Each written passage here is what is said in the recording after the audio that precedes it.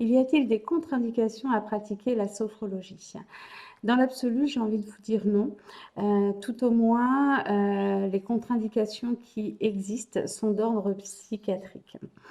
Toutefois, respectez votre état de santé, votre état d'être, soyez à votre écoute au moment où vous allez pratiquer votre séance. Soyez vigilants, notamment en cas de contraintes corporelles existantes ou qui apparaîtraient pendant les séances. Écoutez-vous, soyez véritablement à l'écoute de toutes vos tensions et si elles sont démobilisantes, d'abord, dans un premier temps, autorisez-vous à sortir de la séance pour la revivre plus confortablement et puis contactez votre professionnel de santé pour vous assurer qu'il n'y aurait pas quelque chose quelque part qui ne fonctionnerait pas comme cela devrait être. J'attire votre attention concernant les exercices de respiration et notamment la cohérence cardiaque. En cas de troubles sérieux du rythme respiratoire, du rythme cardiaque, tachycardie, bradycardie, il est vraiment fortement conseillé de consulter votre médecin ou votre cardiologue. Quel est le meilleur moment pour m'entraîner? Dans un premier temps, choisissez un moment de calme, que ce soit le matin, le soir, dans votre emploi du temps, pour vraiment prendre le temps de créer un rendez-vous avec vous-même, pour vous approprier les outils et les techniques que vous allez pouvoir découvrir, expérimenter ou consolider si vous avez déjà fait de la sophrologie au travers de ce parcours. Prévoyez 5 à 10 minutes par jour, si cela vous est possible. Et puis, si c'est trop contraignant dans votre emploi du temps quotidien, eh bien, mobilisez un moment dans la semaine de 45 minutes à 1 heure. Vraiment, je vous invite presque à prendre rendez-vous dans votre agenda, comme vous le feriez avec votre médecin. Et puis, une fois que vous serez un petit peu plus à l'aise avec les techniques, avec les pratiques, les outils, eh bien, vous verrez qu'ils se mettront en place naturellement lorsque vous en ressentirez le besoin dans votre quotidien et que ça deviendra finalement peut-être comme un art de vivre, en fait. C'est ce que je vous souhaite en tous les cas. Ensuite, quel est le meilleur endroit? Eh bien, j'ai envie de vous dire partout.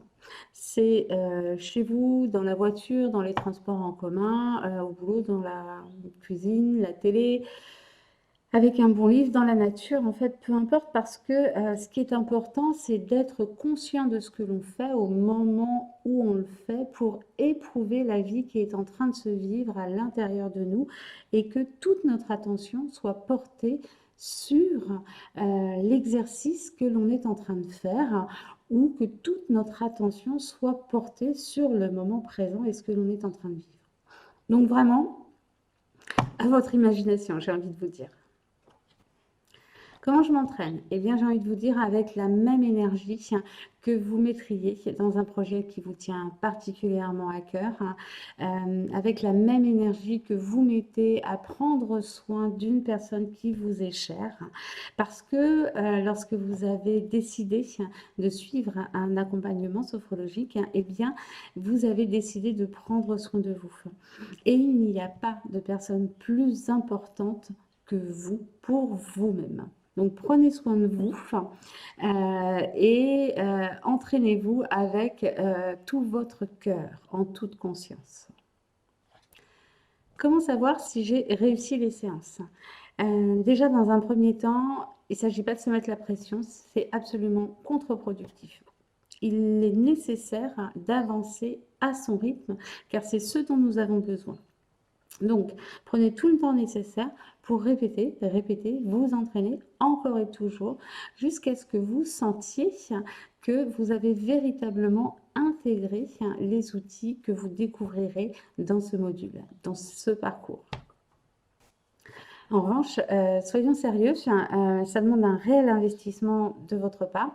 La sophro, ce n'est pas de la magie, je ne suis pas magicienne et j'ai l'habitude de dire que le travail que nous effectuons ensemble lors des séances représente à peu près 10% de ce que vous avez à faire lorsque vous vous engagez dans un parcours de sophrologie et les 90 autres pourcents, eh bien c'est vous qui le faites dans votre quotidien.